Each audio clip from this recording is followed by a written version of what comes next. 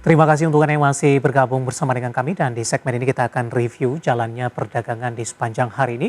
Jelang libur akhir pekan indeks harga saham gabungan tekanan cukup dalam di 1,68% dan kembali diperdagangkan di level 6.500-an. Dan kami ingatkan kembali, Anda masih bisa berpartisipasi di WhatsApp interaktif kami seperti yang tertera di layar televisi Anda nantinya.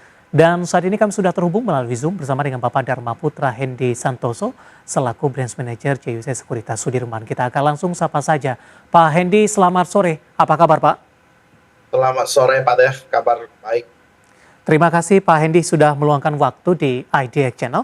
Kabar kurang baik sepertinya Pak Hendi untuk indeks harga saham gabungan jelang libur akhir pekan. Tekanan tampaknya masih terus berlanjut dan kembali diperdagangkan di level 6.500-an.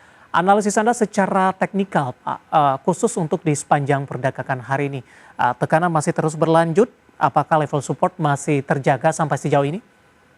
Baik.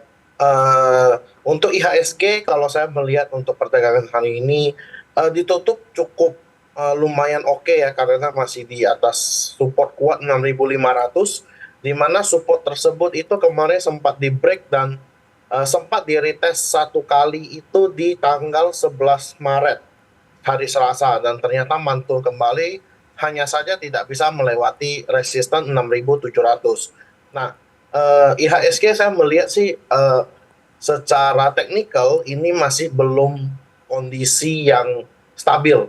Jadi masih kelihatan adanya potensi untuk koreksi kalau dia bisa jebol dari 6.500. Kalau dia jebol bisa ke level sekitar 6.100 ataupun makan level 6.000. Baik, dengan posisi indeks harga saham gabungan saat ini yang kembali ke 6.500-an, bagaimana Anda melihat dari sisi pola Pak, jangka pendek dan menengah? Apakah tren turun masih terus berlanjut? Dan untuk sementara indeks harga saham gabungan masih cukup susah untuk merubah polanya ke uptrend. Baik, kalau untuk secara short term, ya saya melihat sebenarnya IHSG ini sudah perdagangan hari ini membuat dia patah tren, ya secara hourly, ya.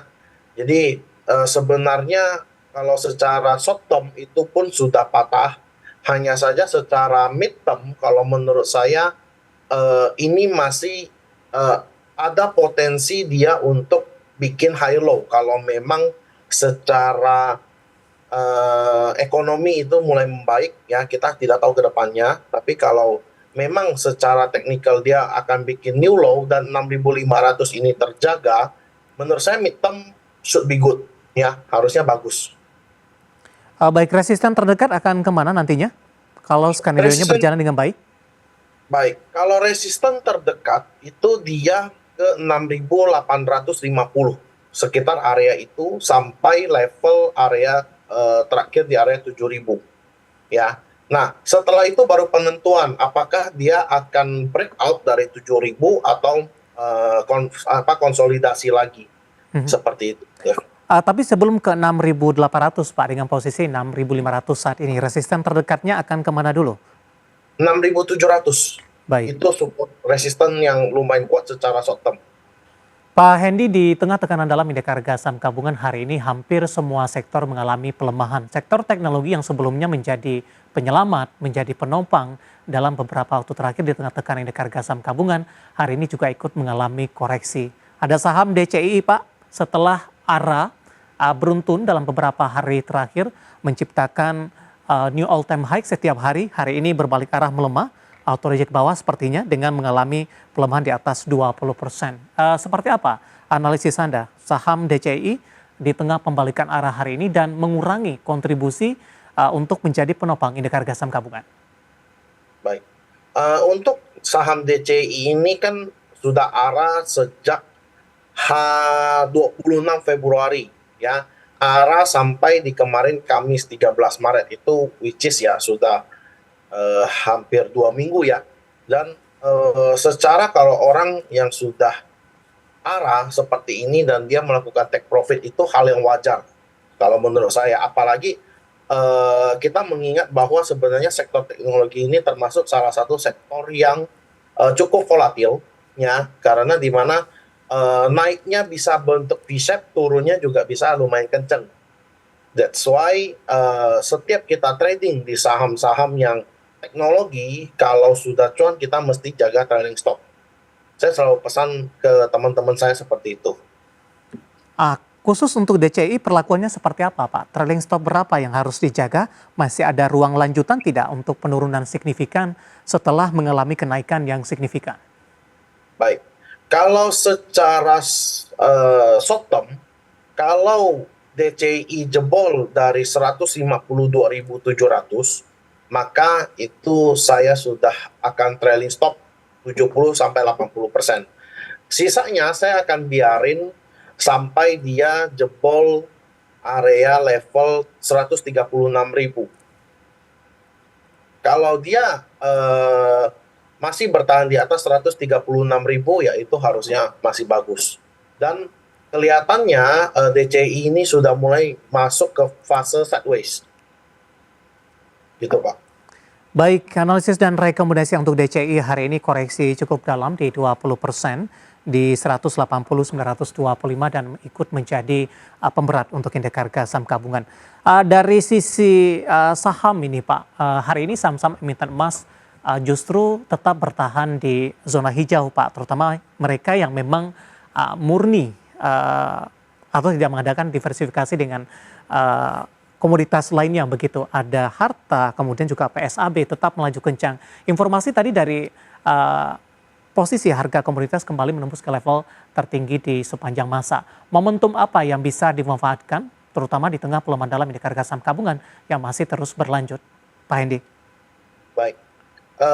Kalau menurut saya untuk emas ya, emiten emas ini memang cukup menarik secara teknikal ya. Yang saya paling suka itu di salah satunya adalah di Antam, karena kelihatan banget dia terjaga di level 1515 sampai level 1490. Itu kelihatan terjaga banget dan resisten di level 1655 sampai 1700. Jadi kalau menurut saya Antam ini cukup menarik. Kemudian tadi ada PSAB juga kalau tidak salah koreksi ya. Ya, hari ini juga terkoreksi, cuman kalau PSAB saya melihat ini lebih ke sideways. Ya. PSAB menguat kok Pak di 1,69%, 240. Oh, dia gap up ya? Ya, sorry. betul. Dia gap up. Tadi juga Dia memang gap up. sempat melemah begitu. Betul, dia ditutup melemah ya. Kalau menurut saya PSAB itu di level 224 sampai 210 itu menarik ya, dengan resisten terdekat itu di 268 sampai 282 dan next-nya itu di 300. Baik, untuk harta Pak? Harta ya. HRTA? Ya, Harta Dinata. Melaju kencang 10%? Iya, nah ini bagus. Kalau harta ini saya lumayan suka. Ini harta itu pokoknya jagain level 470. Saat ini supportnya itu sudah di 496 sampai 500. Resisten terdekatnya 550 dan 585 sampai 600. Kalau dia bisa break 600, maka ya targetnya bisa ke level 650. Baik, harta buy di level berapa Pak? Buy di level sekarang support yaitu di 500 sampai 490. Baik. Kalau di bawah 484. Iya, pergerakan saham-saham ini cukup sensitif dengan pergerakan harga komoditas. Seperti apa strateginya Pak? Apakah memang pergerakan harga komoditas wajib diperhatikan, wajib diupdate oleh para investor, terutama bagi mereka yang ingin masuk ataupun juga yang sudah ambil posisi untuk saham-saham emiten emas ini? Betul, saya setuju. Untuk emiten-emiten emas ya, komoditi khususnya, kita mesti memperhitungkan juga dan menganalisis chart dari ataupun teknikal dari emiten tersebut. Contoh XAU, ya XAU hari ini sudah all time high ya, hampir ke level 3000 dan ini surprisingly menurut saya ini lumayan bagus ya, kalau secara tren ya masih uptrend banget. Kemudian ya kalau kita lihat supportnya kalau XAU di 2926 sampai 2950. Kalau dia terkoreksi ke sana, kita melihat kembali ke sahamnya. Sahamnya apakah bikin new low nggak? Kalau nggak bikin new low, itu bagus banget untuk kita collect kembali. Baik, analisis dari beberapa saham emiten emas pemirsa yang diuntungkan sebagai safe haven di tengah gejolak ekonomi global yang penuh ketidakpastian dan perang dagang yang semakin memanas. Dan lagi-lagi keputusan investasi tetap ada di tangan pemirsa IDX Channel. Pak Hendy, kita akan jeda kembali terlebih dahulu. Nanti kita akan coba lihat saham-saham pilihan apa saja yang direkomendasikan. Dan sekaligus update penutupan perdagangan di sesi kedua hari ini. Dan pemirsa, kami akan segera kembali sesaat lagi.